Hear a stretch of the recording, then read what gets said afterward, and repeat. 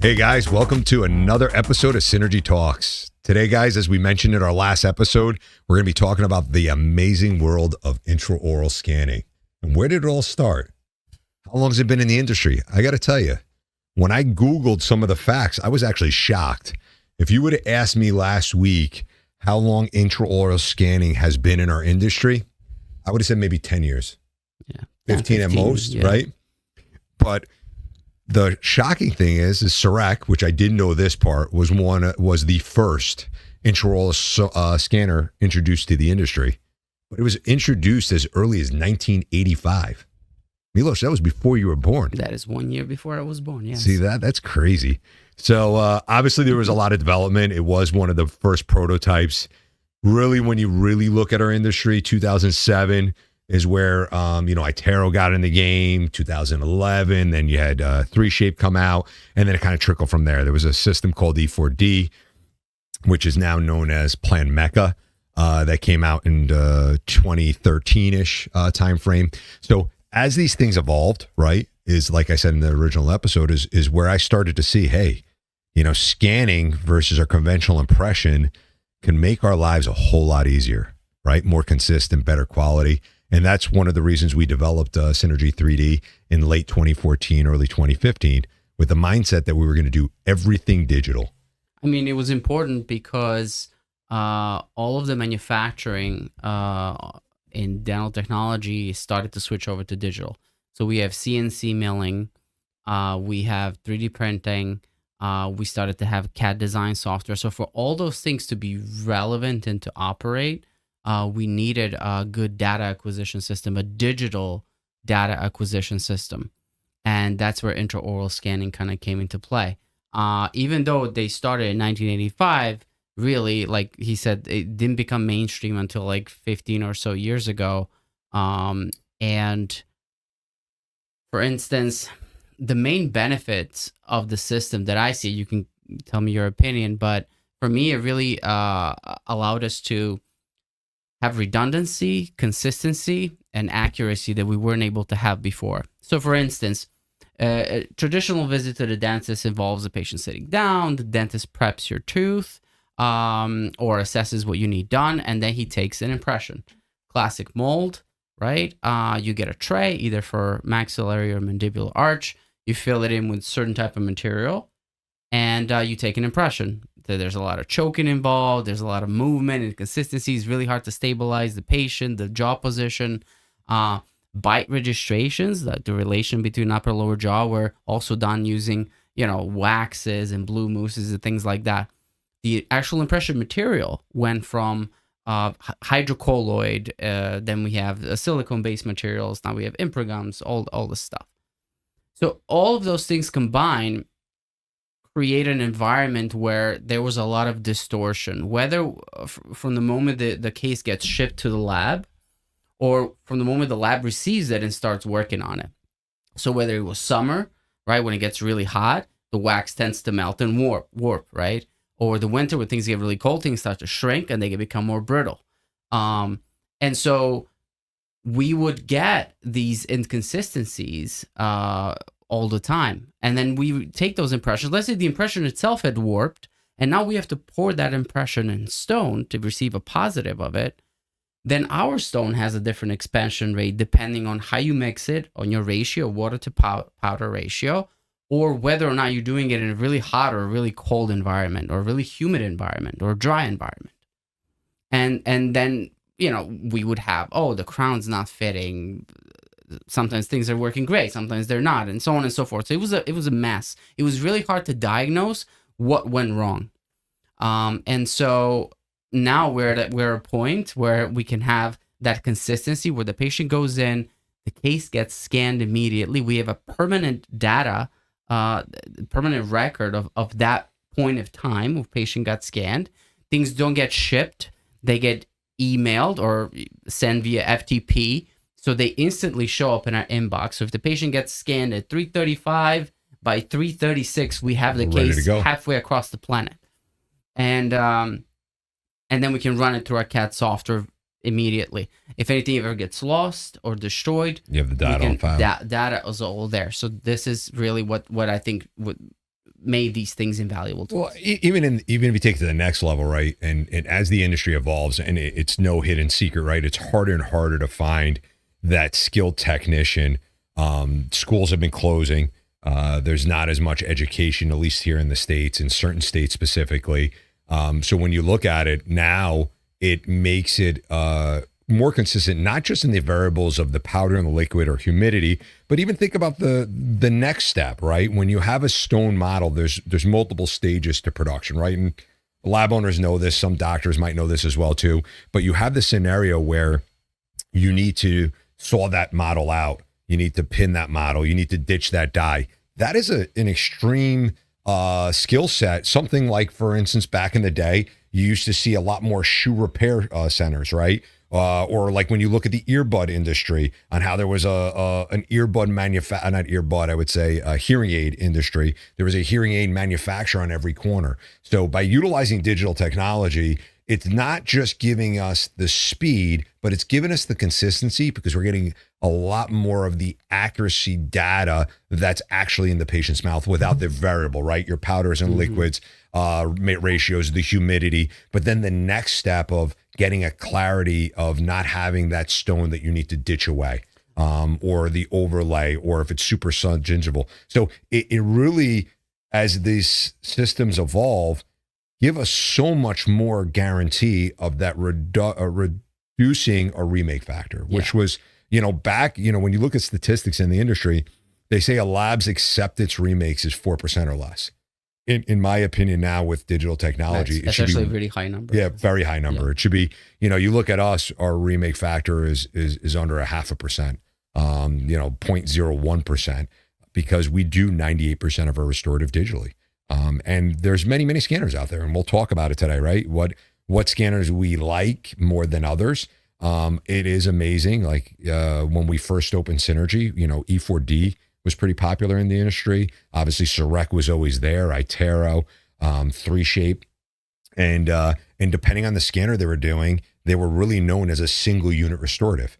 Anything over that single unit, you still had to go conventional, where today, 99% of your restorative, you can do digitally.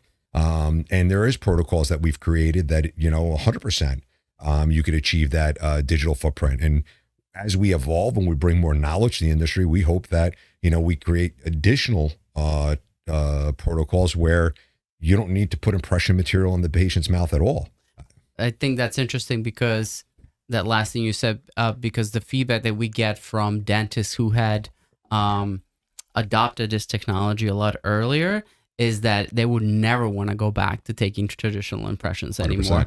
100%. It's almost like the cursing them out, saying that they have to take a traditional impression because it's so much more comfortable for the patient. Less invasive. Just going less invasive. And I think that, and also the speed, and also material cost if you actually amortize it long term. There was a funny story. I was in an office the other day, and there was a practitioner that's very digital, does everything digital, and there was a fully edentulous platform where, unfortunately, with the scanner he was scanning with, it was very difficult for him to capture the edentulous area.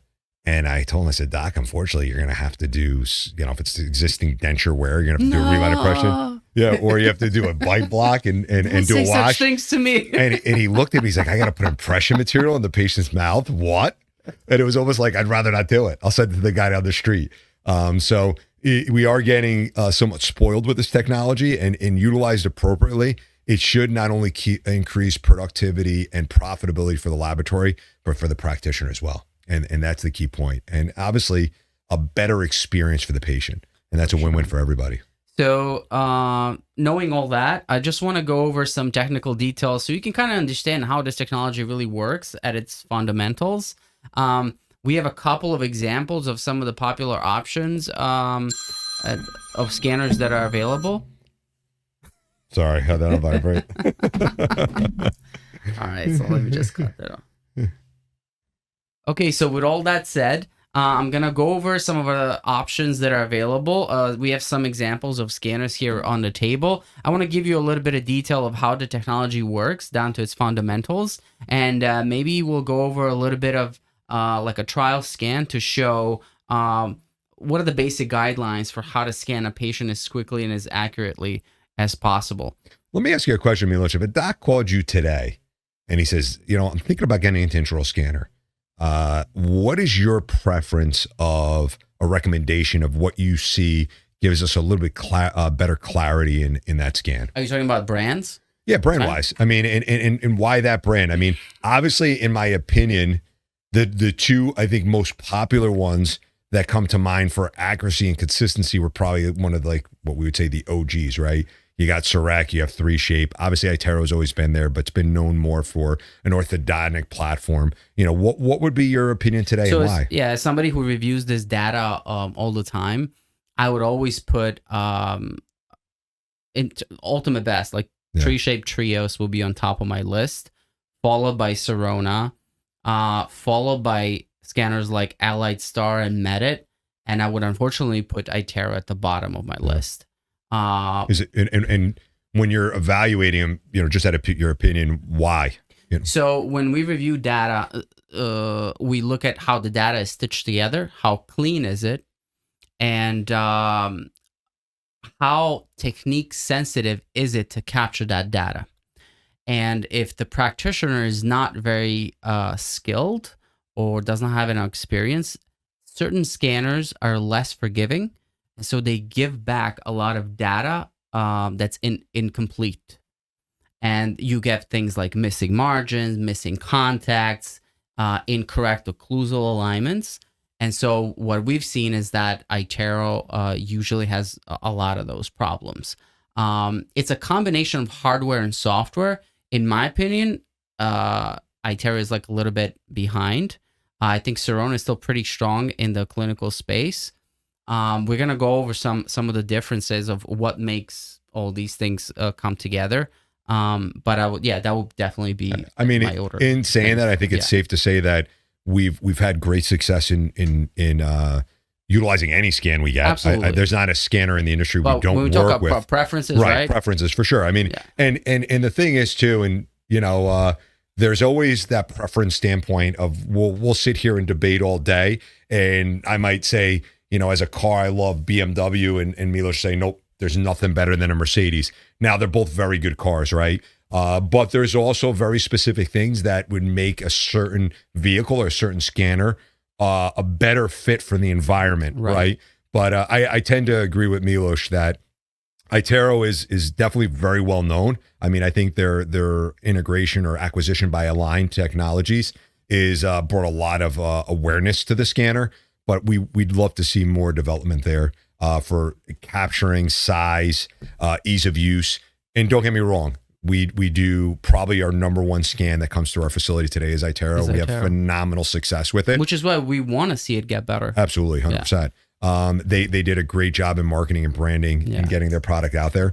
But when we recommend a scanner, it's not where it used to be. I think it was very accustomed, especially in 2014, 2015, 16, and so on, that labs would recommend a scanner for what inbox suited them or what inbox they had. Where today, because the inboxes are more readily available, we're really giving recommendations on the ease of use, right? And the success of what we're going to gather. And some of the things Milos is going to get into now, because he's much more technical than I am, is why some scanners do better than others, I think, right? So basically, the fundamentals of intraoral scanning is such that they use either white, red, or blue light, or you can call that a laser, that actually bounces off the surfaces. So the laser shoots, bounces off the mirror. Let's take an example of one of these scanners. Shoots from here, bounces off the mirror, and the image that comes back creates a reference point. And then it takes multiple images, right? So it's almost like a cone beam scan. What is cone beam? It's a series of X-rays that get stitched together in a 3D image. So this kind of works in a similar fashion. And so it stitches those images together, creates reference points, and then from a multitude of images, it creates a 3D model of those reference points.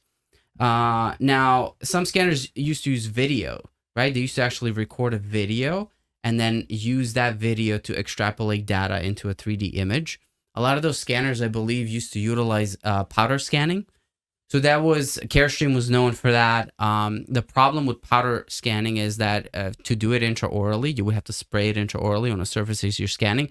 You can overdo it, you can underdo it. Yep, which would then give you a different gap too, right? Because you have a layer on the teeth. Exactly. Even the initial cerecs, the blue lights, the red light, original cerecs had powders in the mouth. It wasn't until they came out with the it was prior to the prime scan, but they finally eliminated it. But it's definitely more accurate now that we don't use powders for sure. So that's how the data gets stitched together. The second layer is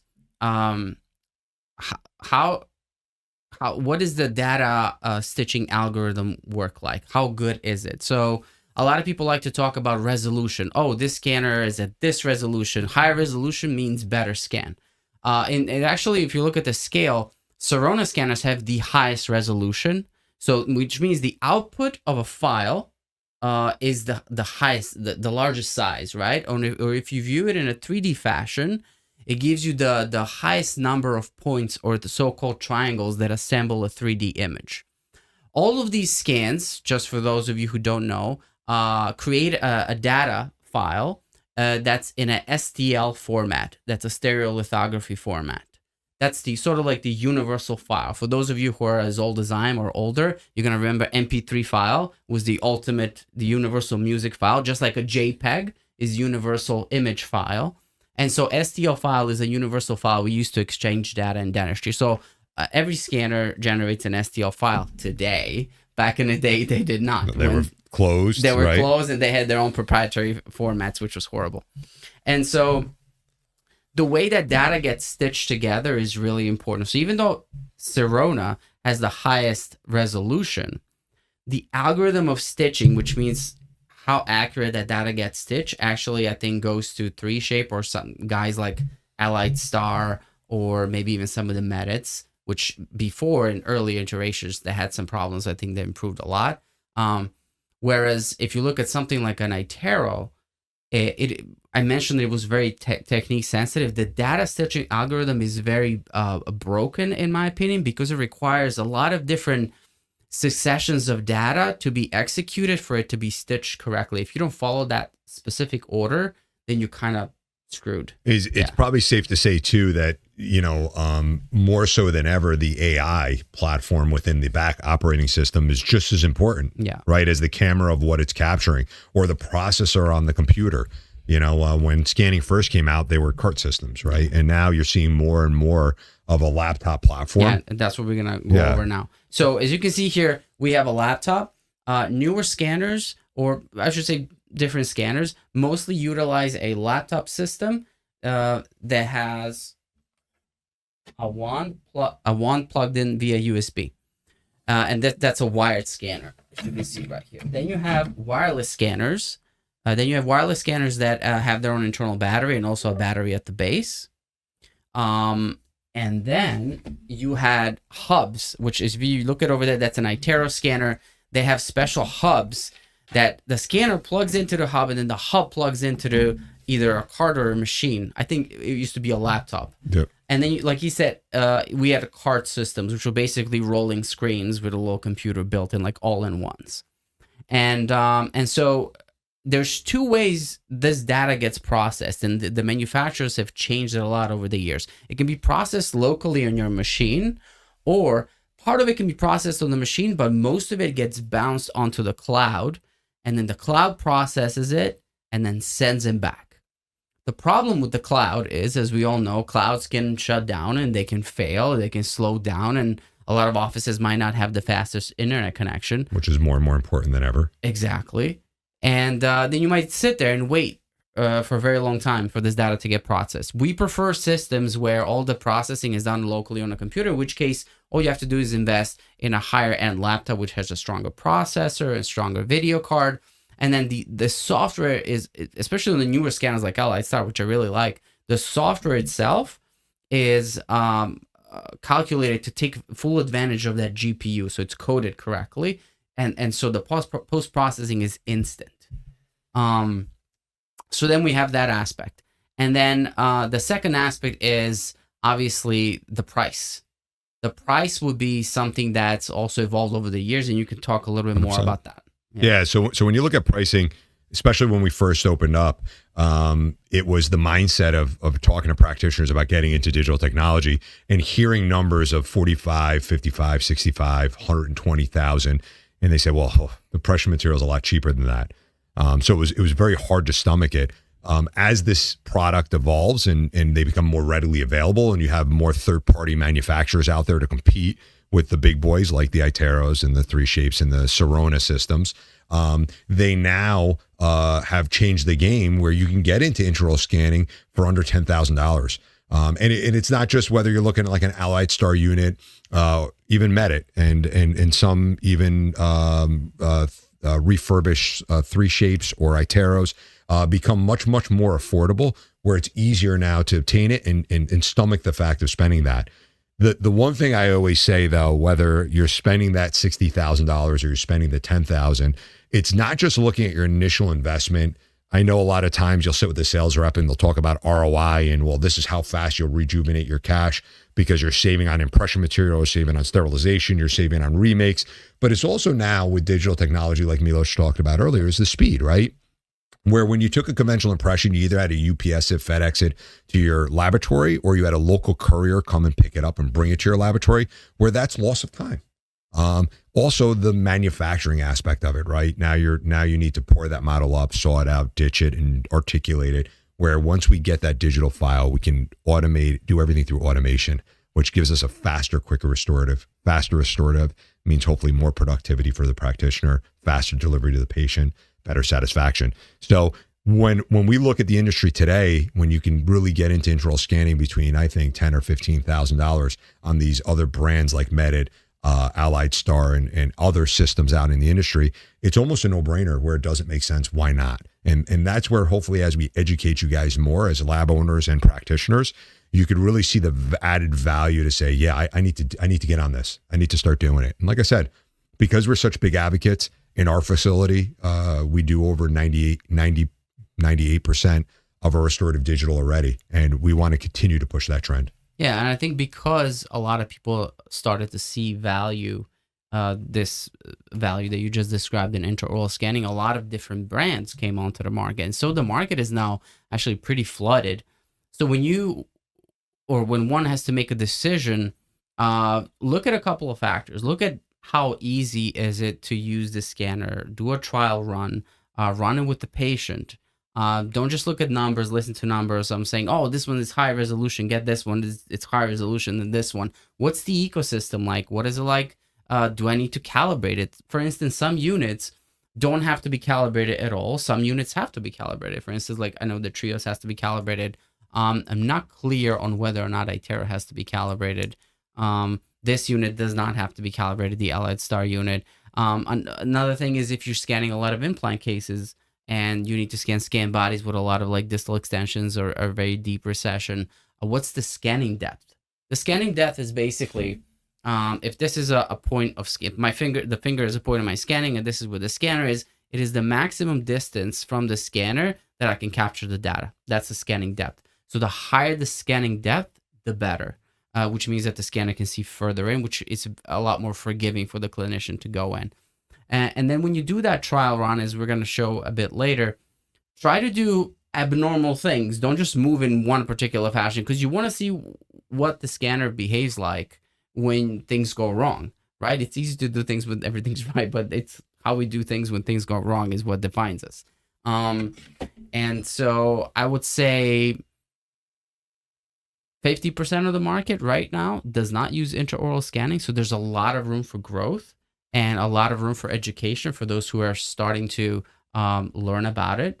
And the worst thing one can do is just have fear towards new technology. But like we said, the ones that are using it day in and day out are such masters. They have mastered how to go in and capture the data and really give themselves such a boost. I mean, if you mentioned the wasted time, let's just talk about shipping. Let's say shipping alone, you're going to waste 2 days. Absolutely. At best case scenario. Yep. And then let's say there's a storm or a package gets lost. Now you have to reschedule the patient. It's more chair time. There's more frustration for the patient, or something gets lost on the way back. Or even with a courier service, we have drivers out on the streets with that a small percentage of clients that are still doing conventional impressions, or we still deliver our restorative locally without utilizing UPS because we do service the whole U.S. But what if that courier gets in an accident, or there's stories you hear all the time. By having that digital file, you basically have that restorative for life. We typically hold our files for about 7 years. Some laboratories might hold them forever. Other laboratories might purge them out every 30 days. But one way or another, it's an easier way to capture and maintain that data where you have less issues long term. Think about it. Just to do a hypothetical, which has happened many times over. Let's talk about digital dentures. Mm-hmm. So if you do a conventional denture, not digital denture, that's 3-4 appointments before it gets done. Then the patient gets it. Patient walks out the door, drops it, or puts it in his cup so he can wash it, loses it. Dog eats it, steps on it, just loses it straight up. What do you have to do? The entire process from the beginning, from scratch, from point zero. If that was a digital denture, we would already have a file of that digital denture. We can produce it before the patient is even done with his phone call saying, I lost my denture, I need a new one. We can produce it and send it to the dentist or directly to the patient, right? Basically, without even having to see a dentist. It's when you look at removable. So, in my opinion, intraoral scanning has really perfected anything pretty much crown and bridge, right? There is the aspects in long spans when you have multiple, only a few abutments placed, and you're using scan flags. That stitching that together might be a little bit of a difficulty. And there's even new scan flags that have been evolved in the industry to correct that problem. But when you now look at intraoral scanning on how proficient it is in removable, like Milos just said, whether it's a full denture or a flexible partial or a metal partial, I mean, we're doing all that digitally, whether it's through itero, Medit, 3Shape, and all these other products, scanners in the industry. You now have, like you said, something that's easily, it even gets to the point of with a flexible, the number one question a laboratory gets on a regular basis is, can you repair or reline my flexi? Can you add a tooth to my flexi? There is materials we use in our laboratory that the answer is yes, but because of digital technology, it's so much more cost effective and efficient just to redesign and mill another one. You need an additional tooth because the patient lost it unexpectedly. Not a problem. Just add it right in.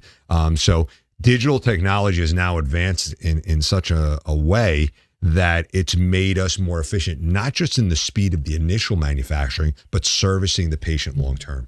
Specifically in removable, which typically is a little bit of a when it comes to a doctor, whether it's they don't like doing removable cases because the reimbursement isn't as high, or they don't like doing it because the complexity and the amount of times they need to see the patient. We're delivering flexis on the second visit. We're doing partials on the second visit. First day scan, second day complete delivery.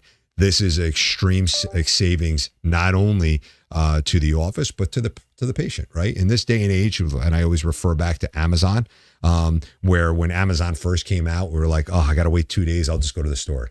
Or 3 days, I go to the store. But now I'll just go on Amazon. I'll get it. And a lot of times, same day delivery. And our goal is by pushing digital technology out in the industry and really in educating the individual, saying, hey, we can do faster, quicker restorative. It's all about speed and efficiency, and digital gives us that opportunity. Absolutely. I'll give you another hypothetical. Yeah. I just got my digital denture and had it done in New York, where we're at, and I'm going to go to Zimbabwe. And now I'm in Zimbabwe and I just lost my denture. What do I do? Yeah. But I'm not coming back to the United States for another year. Yeah, my dentist can email me the STL file of that denture, and I can find a local lab in Zimbabwe that can 3D print that denture for me. And we could 3D print it. We can 3D print international it or ship it, right? Do it international shipping. Right. I'm just saying so much redundancy, so many options when you do it this way.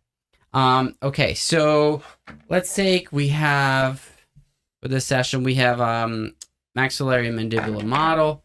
We're not going to use the wireless unit. Can you go over, while I set this up, just go over a little bit about benefits between wired and the wireless unit? So I'm more ease of use. I'm more of, yes, technical, looks-wise, no wire, Wireless is phenomenal. The nice thing about this particular scanner and this company, they have currently still one of the longest lasting batteries in the industry. Allied Star has a 2-hour working time. The base also has an additional battery in there. If the wireless unit does die, you can immediately change the battery very quickly. I'm an old school guy per se, so I like the wire. The reason why I like the wire is I never have to worry about connectivity issues. I never need to worry about the fact that the Wi-Fi isn't connected appropriately. So I know this wire's in the computer. I know as soon as I pull it out, it's going to connect. It's fast, it's easy, it's quick. So I don't mind the wire units. But a lot of practitioners with either 3Shape or with Allied Star or Medit say, hey, I like the fact I could pull it out like a handpiece. I could easily get into the patient's mouth and scan that patient. My opinion, I like wired because I don't have to worry about the digital side of it because I'm not as technical savvy as Milos is. But it's really just a preference. The wireless scanners, in order to preserve their battery, have an initiation time. And that initiation time can be anywhere from 40 seconds if you know what you're doing to 5 minutes if you I've don't been know what you're told I'm doing. very impatient. So a lot of times I start hitting the button on this thing and Milos is like, slow down. You got to wait for it to initiate. Where when I pulled the wire unit out, we're good to go. I get instantaneous satisfaction that it works and it's ready to go. It's like one of those, typical example is the earbuds. Yeah. The wired earbuds just work. Yep. But they're a hassle because there's a cable running on, but they just always work. Yep, absolutely. So with digital scanning, another thing is data record keeping is really easy. You just pull up a case, create a new case. You can easily type in, or you can even say it, and it gets recorded as a voice memo to the lab. And the data is all packaged. The RX is ready to go to be sent out. So it's very easy to do that data record keeping. So here we're just going to set this up as let's just do clear aligner. And let's hit scan.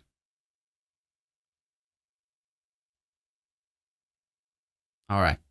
So general rule of thumb, you can start either on maxillary or mandibular. It's irrelevant. The point is you always want to start at flattest surfaces, the flattest, widest surfaces. And in this instance, that is the occlusal surface of teeth.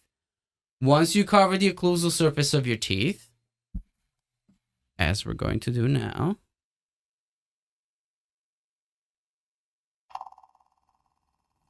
then you go on to the other next flat surface, which is the lingual of those teeth. Then you're going to switch over to that occlusal surface on the adjacent side. Then you can go back on the whole lingual side and make sure that that's all covered. And now you can start wrapping it. You can either do a wrap, which this particular scanner is very forgiving with, or you can just go to this side and do a swipe all the way from the buckle. The one thing that we were really impressed when we did the R&D on the Allied Star scanner was how responsive it was, how forgiving it was. You know, Milos has, in his vast resume and experience in the industry, has had a lot of chairside experience. For him, for scanning, the initial mindset was, well, you do it so much, look how easy it is. With Allied Star and other scanners in the industry, Sirona, cerec, and 3Shape, it's the same thing. It's almost where you place that scanner over an area, it grabs it. Yeah. When you jump from arch to arch, it immediately, the AI in it. See, I'm on this side. Let's say I want to jump to the other side. You see how quickly it jumps? Other scanners have difficulty doing that. So when you test out a scanner, this is what you want to look for. What's the ease of use? Can I just kind of like move freely around, and is the scanner going to cooperate with me? And then once I move on to the palatal side, is the scanning depth high enough for me to capture a palatal surface so that we can use this scan to restore a partial denture or a complete denture? And obviously, when you have missing data and all those gaps, you see it's very forgiving. So these are sort of like those algorithms, that software optimization that exists on different scanners. And this is what we're looking for. A lot of scanners also have this thing called overscan. So that's what I talked about, how technique sensitive they are. if you spend too much time in one particular area, other scanners will error out and create a lot of junk data.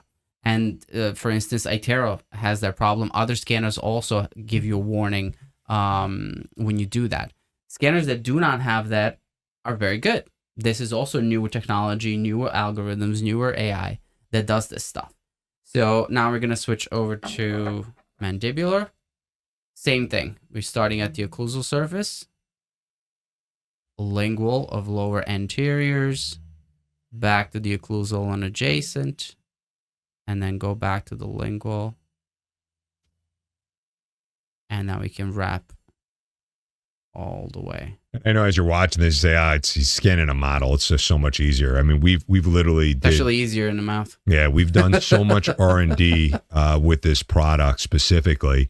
Whether it's at our conference room table, saliva, not ideal lighting, and we just capture that data so quickly and so rapidly. Again, it's not the fact that we're just advocates for Allied Star. We love a lot of the scanners in the industry. I mean, Milos is a big 3Shape guy. I like the Prime Scan now by Dentsply, previous cerec. I think they're great units, and even the itero. The itero has a place, but again, you always have the best to worst, and we just feel that itero just needs a little bit more work. But again, we do. I would say probably 70% of our restorative that comes to our facility today is itero, and we have phenomenal success with it. But it's all about that ease of use for the practitioner. We don't want them to get deterred because it's a little bit more complicated and technique sensitive. Right. That's all we're saying. The next step would be to just capture the occlusal scan. Obviously, you're having the patient bite down. You do one side. Let's switch over to the occlusal scan. That's it. It picked it up. And other side picked it up. And that's it. At this point, we are done. Now compare this to what is the cleanup chair side on this? None. Right. Basically, the tip gets taken out, sterilized, but for the patient itself, there's nothing. Yep. You're not wiping impression material off their face. It's not stuck in their beard. It's just they're done. They're ready to go home. We have the data we need. This specific case that we just scanned happened to be a digital flexi case that we did for a client that we had an extra model lying around as a sample. But again, the nice thing about digital technology today, it's not just limited to crown and bridge. You could do pretty much all removable cases as well too. Let's jump into that actually. When it comes to what can and you cannot do with intraoral scanning, so there's some definitive yeses and definitive nos, right? So I would say that for fully edentulous patients who are getting their denture done from scratch, like from the beginning. Never had one, right? Yeah. Those patients can initially start with a digital scan to make a custom tray and a bite rim.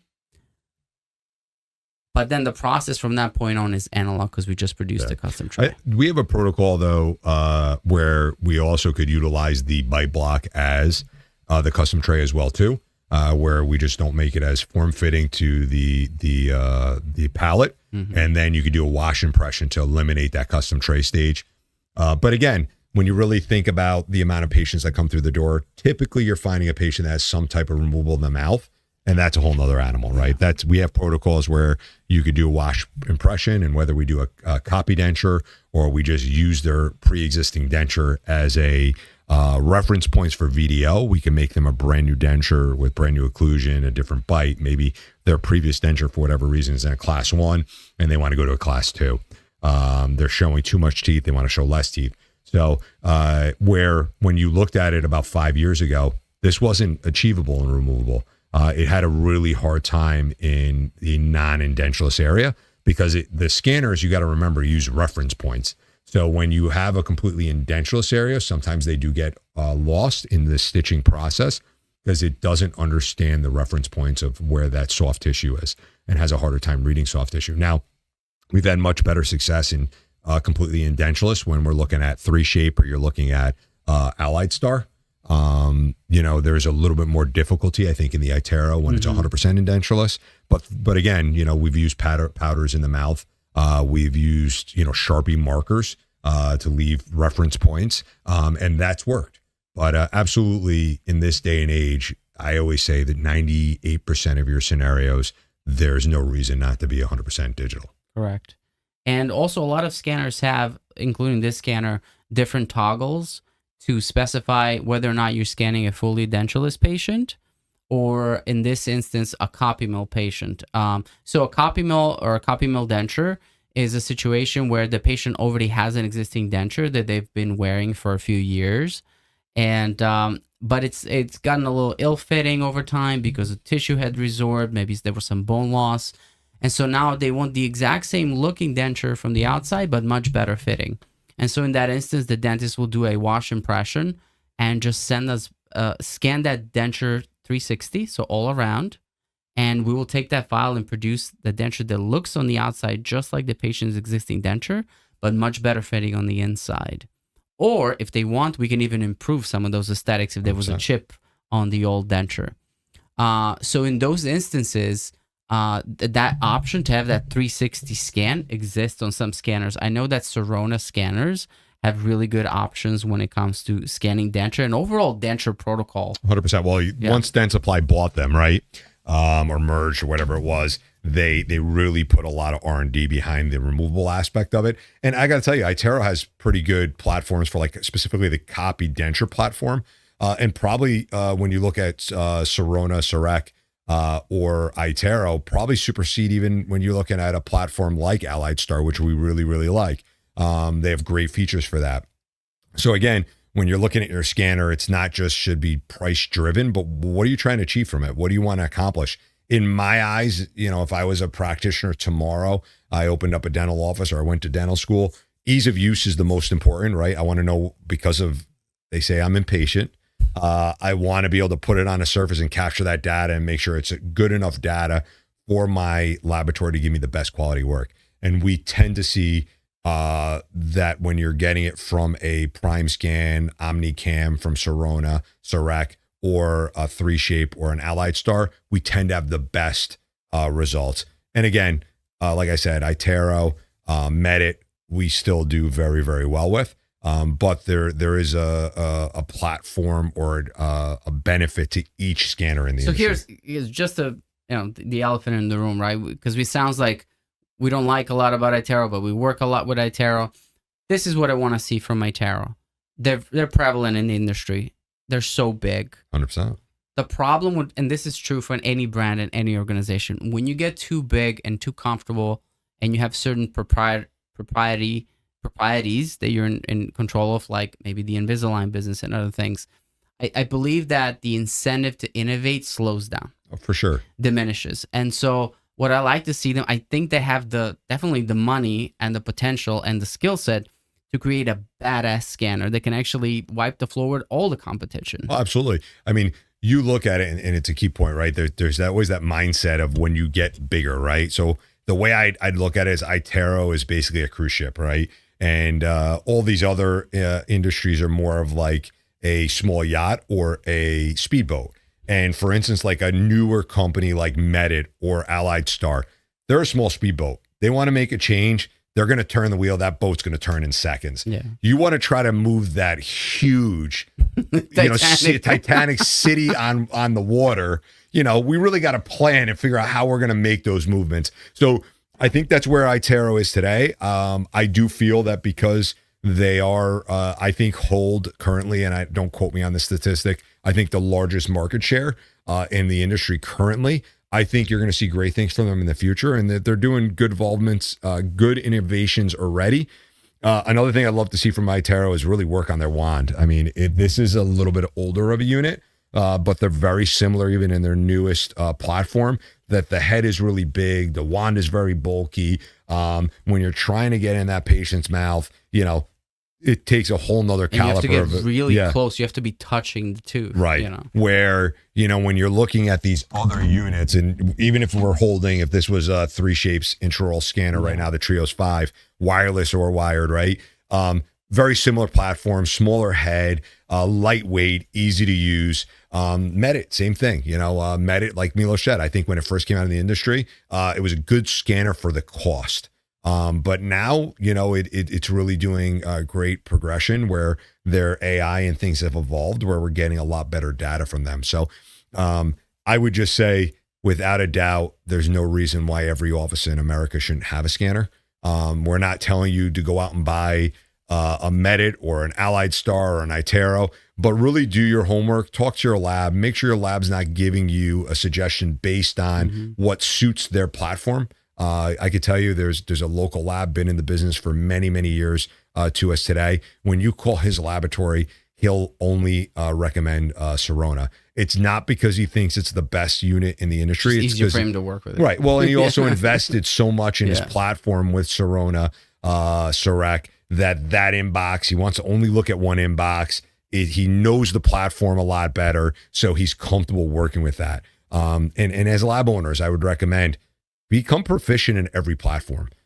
Don't just become a specialist in one scanner, because as this technology becomes more readily available, you're going to see more and more platforms. That's the new out there. layout. I mean, that's the new lay of the land. You got to know this stuff. This is what's required now. And the last piece of advice I give you is that when you're out there talking to laboratories, there's a couple different lab programs out there, right? You have some laboratories that'll give you a free scanner. You have other laboratories that'll do a rebate program. And then there's other labs that'll say, listen, buy the scanner, whatever you want to buy, and we'll produce the product. Just remember, everything in life is not free. So you're paying for that scanner one way or another, whether you're just paying a higher lab rate per unit. You have a minimum requirement of what you need to send. You're getting a refurbished unit. You're getting a refurbished unit, which, listen, guys, I got to tell you, refurbish is okay. But again, it's the difference between getting a new piece of equipment and an old piece of equipment. And unfortunately, with digital technology, it's very, very difficult to stay consistent and have that ideal quality when you're getting something that's refurbished versus new. Now, don't get me wrong. Let's hypothetically say I bought this Allied Star scanner. It's the most newest technology in the industry. For whatever reason, it was a lemon. I had to send it out to get refurbished and get it back. It still has the newest technology. It's when you're buying like a third generation or a second generation platform, when there's a fifth generation out there, you're run into trouble. And I can tell you, there's a fairly large laboratory out there that gives away 3-shape scanners, and they're giving first gen scanners out, and they're having a huge issue with their practitioners because they're not getting the consistency from that scanner. And listen, time is money. Whether you're a lab owner or you're a practitioner, it's so important that when you go to use a piece of equipment, you're getting the results you want, right? You don't want to deal with a 20-year-old handpiece that the turbine's bad. You don't want to deal with a chair that might not go up and down. A lot of software updates that give you some of the most exciting features that are coming out only might support the last 2 gens, but they're not going far as back. I mean, think about it. Would you now, when we're on iPhone 16, circa 2024, would you go and buy an iPhone 10 or an iPhone 12 if you could? Probably nobody would. Right. The battery's degraded. The software processing is not up to par with the latest apps. I mean, it's the same technology philosophy, but you could get an iPhone 14 or 15 and be fine with it. Absolutely. 100%. That's the idea. Okay, so this was great. I enjoyed this. Hopefully you guys enjoyed this as well. As we always say, let us know if you want to do one more of these intraoral scanning videos with maybe a deeper dive in a particular feature or a workflow. Or a specific scanner brand. Or a specific scanner we can bring over. If we can really dive down into this particular software, how it looks like with order creation, how it actually scans a particular type of restoration. So we can do all that. Let us know, and we'll be more than happy to do that. And like always, guys, thank you for joining us. Always please like, share, tag, follow. And we love your comments. Definitely let us know what you want to hear more about. This is an open forum. By no means do we get any added value from anything we're talking about here. It's not the fact that tomorrow if you go buy a 3-shape or an Allied Star or a Medit scanner, we're going to get a benefit from it. It's just we've had so much trial and tribulations over the years of doing digital technology. We like to think that we're in the forefront because we've been doing it for so long, that we want to give you that added value that when you're making your digital choices in the industry, you're making the right choices. And not to say that one scanner, like we've always said, is better than the other, but there is added value to what you're choosing. and let's digitize the industry. So definitely let us know. Please share this so we can continue to keep doing it and spread the word. Yeah. Join us next week on Synergy Talks. Thank you for joining.